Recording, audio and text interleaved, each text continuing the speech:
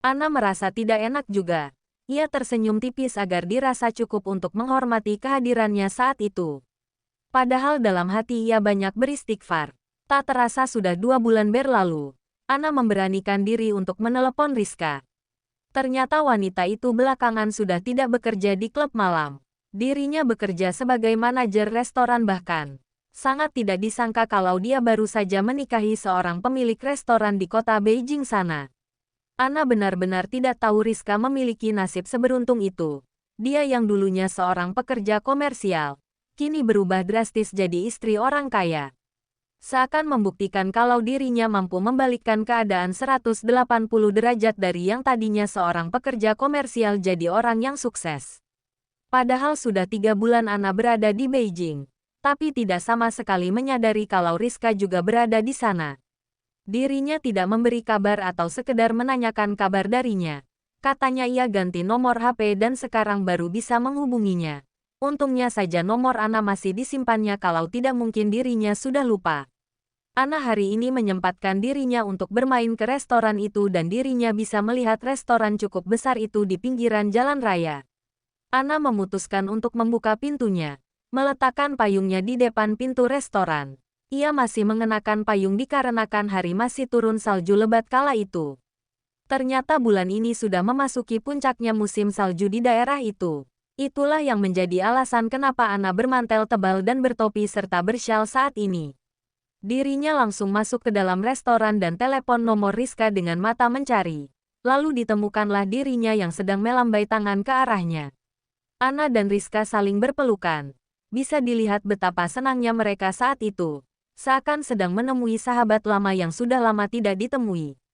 Selihat Ana, Rizka bertambah sedikit gemuk sekarang dan lebih terlihat rapi serta modis. Padahal baru beberapa bulan dirinya dan Rizka tidak saling bertemu. Tapi ada perubahan yang sangat terlihat darinya. Wah, lama tidak bertemu ya, ucap Rizka. Iya, gimana kabarnya Mbak? Aku enggak nyadar loh ternyata Mbak ada di kota ini juga. Seneng banget bisa ketemu Mbak lagi. Satu kota tapi kok kita enggak pernah ketemu ya, hehe, heran banget, ucap Ana. Iya. Sorry ya gue telat banget ngasih kabar ke lo. Gue akhir-akhir ini sibuk banget.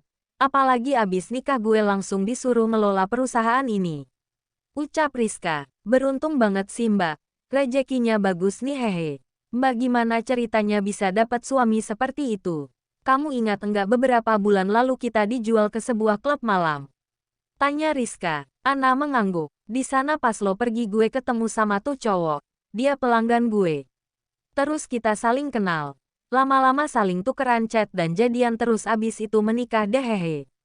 Ucap Rizka. Oh gitu. Pantesan, hehe. Beruntung banget ya. Langsung merubah keadaan seketika. Terus semenjak saat itu kamu gimana? Ucap Ana. Iya. Ana sendiri gimana? Ayolah ikutan nyusul. Punya cowok yang disukakan. Ayo ngaku aja. Goda Rizka. Hehe. Bentar lagi aku dan Mas Ryan mau menikah. Serius, Mas Ryan yang waktu itu nolong kamu kan? Tanya Rizka. Ana mengangguk senang. Kok bisa sih? Emang setelah itu kalian saling mengenal? Tanya Rizka. Iya. Dia ngasih pinjem aku HP terus dari sana kita saling berhubungan. Kebetulan juga aku disuruh tinggal di rumah temannya namanya Mbak Linda. Di situ Mbak Linda ngasih kerjaan ke aku untuk jadi suster lansia. Terus dari situ aku jadi sering berinteraksi sama Mas Ryan. Petik 2. Wah, hebat ya Mas Ryan sampai senekat itu. Ngelakuin berbagai macam hal dari membantu kamu sampai melamar kamu. Rencana nikah kapan? Tanya Rizka. Beberapa minggu lagi sih. Datang ya Mbak. Lokasinya di Indonesia, hehe. Ucap Ana. Cie yang bentar lagi nikah, hehe. Ganteng loh Ryan. Tapi apa dia bakal selamanya jadi kurir ituan? Gue takut, ucap Rizka. Enggak Mbak, katanya sih dia mau berhenti jadi anak buah Alcione. Aku juga udah seneng sih dia mau berubah ke jalan yang lebih baik. Katanya juga ada polisi yang mau nawarin dia kerja, ucap Ana. Ke jalan yang lebih baik. Polisi, maksudnya dia mau jadi polisi. Kok bisa jadi polisi? Aneh banget. Kan awalnya dia kurir narkoba. Emang bisa gitu? Tanya Rizka. Iya bisa. Katanya sih dia emang udah temenan lama. Tapi enggak tahu. Mungkin emang jodohnya di situ. Udah cukup lama sih nawarinnya. Ucap Ana. Tapi beneran udah mau lepas dari hal semacam itu? Tanya Rizka. Iya. Insya Allah. Aku juga enggak tahu sih. Tapi mudah-mudahan aja. Aku yakin Mas Ryan juga orang yang baik. Dia pasti tahu kok mana jalan yang baik dan mana jalan yang buruk. Dia juga orang yang selalu menepati janjinya. Ucap Ana. Tapi emang boleh bisa tiba-tiba kabur dari Alcyone? Malah mau jadi polisi lagi? Tanya Rizka. Gak tahu sih. Tapi kayaknya Alcyone sekarang sikapnya lebih baik ke aku. Lebih enggak kayak dulu lagi, ucap Ana. Serius, emang bisa ya seorang Alcyone berubah? Emang ada kejadian apa yang terjadi di antara kalian berdua? Tanya Rizka. Enggak banyak sih. Cuma kejadian enggak disangka aja dan aku menolong dia. Ya gitu deh pokoknya, ucap Ana. Nolong dia. Emang dia kenapa? Ditembak. Kok bisa ditembak? Iya sama Interpol. Ucap Ana. Hah, jadi, Alcyone lo tolongin pas ditembak? Tanya Rizka tidak percaya. Iya bener. Emang kenapa? Tanya Ana terlihat khawatir. Lo tahu gak sih? Putri meninggal. Ucapnya membuat Ana tersontak kaget. Putri, Mbak serius? Putri anak SMP yang satu sel sama kita? Tanya Ana masih tidak menyangka.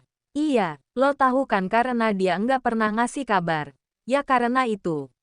Gue denger sendiri dari orang yang megang HP-nya langsung.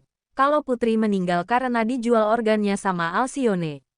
Ucap Rizka yang langsung membuat Ana terbelalak kaget. Dirinya benar-benar merasa teriris dan pilu. Tidak disangka kalau anak polos, cantik dan lugu itu harus berakhir mengenaskan di tangan Alcyone, pria yang waktu itu ditolongnya. Pria yang dikiranya sudah terlihat agak lebih baik setelah ditolongnya. Sikapnya yang menurutnya mungkin telah berubah belakangan. Tapi nyatanya tidak. Dia bahkan lebih bengis dari penjahat manapun. Hingga membuat Ana tanpa sadar berjatuhan air mata. Menangis sedih di atas bahu Rizka sambil menahan rasa pedih di dalam dadanya. Anak yang polos dan sangat ingin pergi ke luar negeri itu kini sudah tiada. Kenapa? Dia anak yang baik. Kenapa bisa-bisanya Alcyone tega melakukan hal itu? Padahal dia enggak ngelakuin kesalahan apapun. Hicks, tangisnya mengisak. Udah kap. Enggak usah dibawa sedih. Dia udah tenang kok di sana. Dia anak yang baik. Dia pasti dapat tempat terbaik di sana. Insya Allah, ucapnya seraya mengusap punggung Ana.